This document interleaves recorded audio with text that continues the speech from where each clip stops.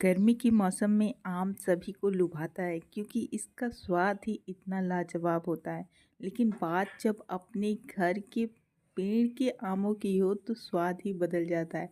जी हाँ दोस्तों, ये जो आम आप देख रहे हैं यहाँ पे हरे हरे से, ये मेरे घर के आम है जिनका स्वाद बहुत ही ज़्यादा लाजवाब होता है। पकने पे तो ये रसीले लगते ही हैं, लेकिन जब कच्चे रहते हैं तो भी इनमें स्वाद भरपूर रहता है।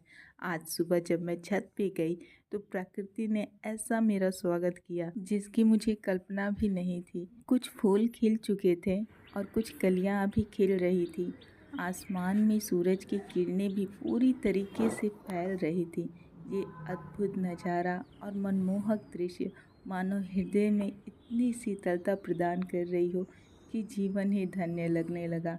इतनी खूबसूरत नज़ारे के साथ साथ भीनी भीनी सी खट्टी मीठी आमों की खुशबू ने मेरा ध्यान अपनी तरफ खींच ही लिया दोस्तों।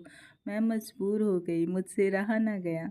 मैंने देखा जब पेड़ पे इतने खट्टे मीठे पके पके आम लगे हैं तो मेरा जी भी मचल ही गया। आखिर मैं भी तो इंसान ही हूँ दोस्तों। मेरा ये सपना सच हो जाएगा इस बात का मुझे यकीन भी नहीं था। एक छोटी सी कहानी आप सभी को सुनाना चाहती हूँ बचपन की।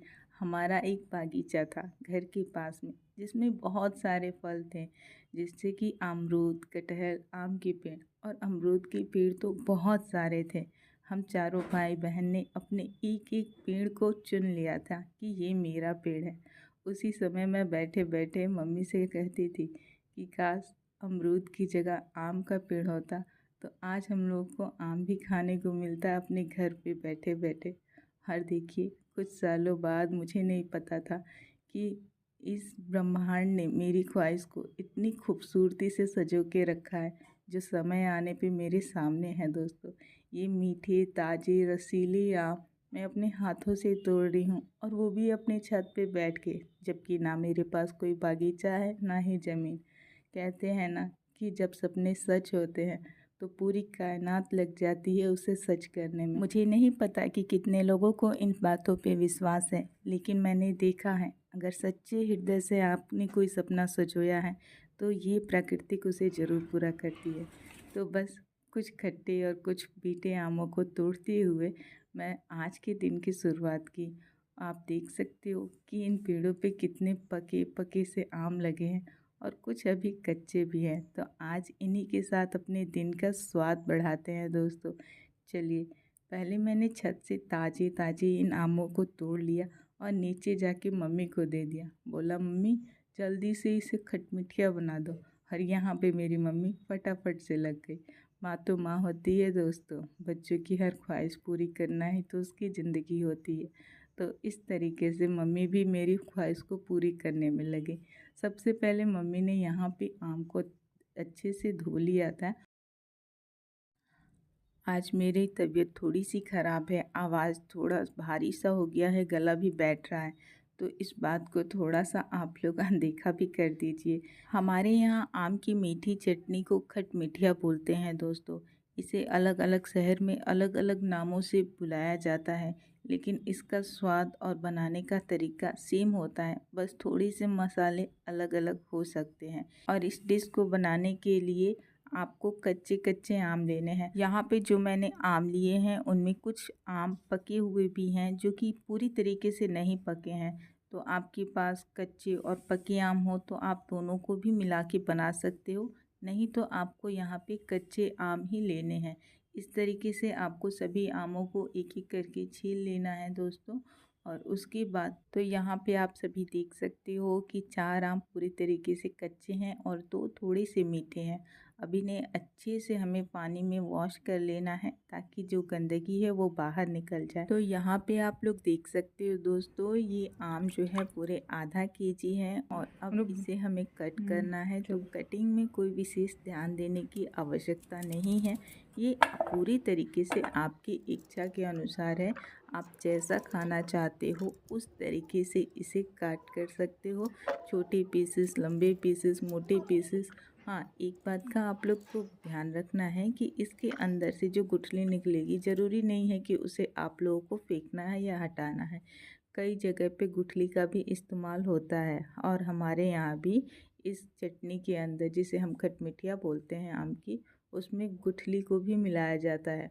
और जब चटनी बनती है तो गुठली को खाने में एक अलग ही आनंद मिलता है दोस्तों। तो यहाँ पे आप सभी देख सकते हो कि ये सारी गुठलियों को मैंने इसके अंदर मिला दिया है और अब इसे ले चलते हैं किचन में। तो यहाँ पे हमने आधा केजी आम लिया है दोस्तों, और इसके साथ ही कुछ इंग्रेडिएंट्स हैं यहाँ पे। इसे बनाने के लिए बहुत ही ज़्यादा मसालों की ज़रूरत नहीं होती है। सबसे पहले यहाँ पे 2 बड़े चम्मच हमने सरसों का तेल लिया है दोस्तों, और इसके साथ ही यहाँ पे हमने 250 ग्राम गुड़ लिया है, यानी कि जैगरी पाउडर। और ये पाउडर है दोस्तों, आप चाहो तो साबुत गुड़ भी ले सकते हो। और कुछ इंग्रेडिएंट्स है दोस्तों, जैसे 2 लाल मिर्च है, 2 तेज पत्ता है और सूखा जीरा है। तो सबसे पहले हम यहाँ पे सरसों के तेल को लेंगे, और कढ़ाई को हमने पहले ही गर्म होने के लिए रख दिया था। तो अब इसमें हम 2 बड़े चम्मच सरसों का तेल डालेंगे। अगर आप लोग चाहो तो यहाँ पे घी का भी इस्तेमाल कर सकते हैं, केवल रिफाइंड का इस्तेमाल आपको यहाँ पे नहीं करना है। और तेल गरम होने के बाद सबसे पहले हमने इसमें जीरा डाला है तड़कने के लिए। और जब जीरा तड़क जाए तो आपको इसके अंदर 2 सूखी लाल मिर्च ऐड करने हैं, छोटे छोटे टुकड़े करके। इसके बाद आपको इसमें डालना है तेज पत्ता। तेज पत्ता खाने में स्वाद को बहुत ही ज़्यादा बढ़ा देता है, और इसका टेस्ट भी बहुत ही अच्छा होता है दोस्तों। तो इन सभी चीज़ों को कढ़ाई में डाल करके आपको थोड़ा सा चला देना है, ताकि ये सारी चीज़ें जो है अच्छे से चटक जाएं। इसमें कहीं कहीं पे कलौंजी भी डाला जाता है किसी किसी शहर में, लेकिन हमने यहाँ कलौंजी का इस्तेमाल नहीं किया है। अब इसमें जो आम के टुकड़े हमने कट करके रखे थे उसको भी मिला देना है दोस्तों, और धीमी धीमी आंच पे आपको इसे चलाते हुए थोड़ा सा भून लेना है, थोड़ा सा फ्राई कर लेना है। इस बात का आप लोग को ध्यान रखना है कि आंच जो होता है, यानी कि जो गैस का फ्लेम होता है, उसको आपको मीडियम ही रखना है। बहुत ही ज़्यादा हाई फ्लेम करने पे ये जो डिश है वो ख़राब हो सकती है, क्योंकि इसे मीडियम फ्लेम पे यानी कि धीमी आंच पे ही पकाया जाता है दोस्तों। और इस तरीके से थोड़े ही समय में ये पूरी तरीके से अच्छे से फ्राई हो जाता है। उसके बाद यहाँ पे जो जैगरी पाउडर यानी गुड़ का जो पाउडर हमने लिया था, उसको इसके अंदर आपको मिला देना है। आप अपने स्वाद के अनुसार इसे कम और ज़्यादा भी कर सकते हैं। यहाँ पे मैंने आधे किलो आम में 250 ग्राम जैगरी पाउडर यानी गुड़ के पाउडर का इस्तेमाल किया है। और अब इसे चला करके थोड़ी देर के लिए हम रेस्ट पे छोड़ देंगे ढक करके, लेकिन पूरी तरीके से नहीं ढकेंगे। थोड़ा सा इसमें हवा आने जाने का रास्ता छोड़ देंगे, जिससे कि ये पूरी तरीके से अच्छे से घुल मिल करके तैयार हो जाए। तो अब आप देख सकते हैं दोस्तों, ये पूरी तरीके से मिक्स हो गया है। जो हमने जैगरी पाउडर इसमें डाला था, तो ये पूरी तरीके से तैयार है। अब गैस की फ्लेम को आपको बंद करके इसको इसी फ्लेम पे छोड़ देना है। धीरे धीरे ये पूरी तरीके से पक जाएगा जब तक ये ठंडा होगा। तो यहाँ पर एक काम आपको और करना है कि जब ये ठंडा हो जाए, देखिए हमने यहाँ फ्लेम बंद कर दिया है और अब ये पूरी तरीके से पक गया। इसे हमें ठंडा होने के लिए छोड़ना है। लेकिन जब इसे हम ठंडा होने के लिए छोड़ते हैं, तो उससे पहले इसे एक बार अच्छी तरीके से मिक्स कर ले आप लोग। और जितनी मात्रा इस चटनी की हुई है दोस्तों, उसी के अनुसार थोड़ा सा आपको यहाँ पे नमक का इस्तेमाल करना है। नमक थोड़ा सा डालने से इसका जो स्वाद है वो और भी ज़्यादा बढ़ जाता है, और भी ज़्यादा लाजवाब हो जाता है। ये ऑप्शनल भी है, अगर आप व्रत के लिए बना रहे हो तो आप यहाँ पे नमक को स्किप भी कर सकते हैं। आपकी इच्छा नहीं है तो आप ना डालें, पर अगर आप नमक डालते हैं तो इसका जो स्वाद है वो और भी ज़्यादा बढ़ जाता है। अब ये रेडी है सर्व करने के लिए। अच्छे से ठंडा हो जाने के बाद आप इसे सर्व कर सकते हैं, परोस सकते हैं। तो देखिए दोस्तों कि कितना खूबसूरत लग रहा है। आज थोड़ी सी मेरी कोशिश और थोड़ा सा माँ का प्यार, थोड़ा सा दुलार इस चटनी के साथ शामिल है दोस्तों, जिसे हम खटमिठिया कहते हैं। और ये बिल्कुल हमारे जीवन की तरह से है, थोड़ा खट्टा थोड़ा मीठा, लेकिन चटपटा और लाजवाब। तो आप सब भी आम का सीज़न है, इसे अपने घर पे बनाइए और हाँ, कमेंट करके ज़रूर बताइएगा कि इसका स्वाद कैसा लगा दोस्तों।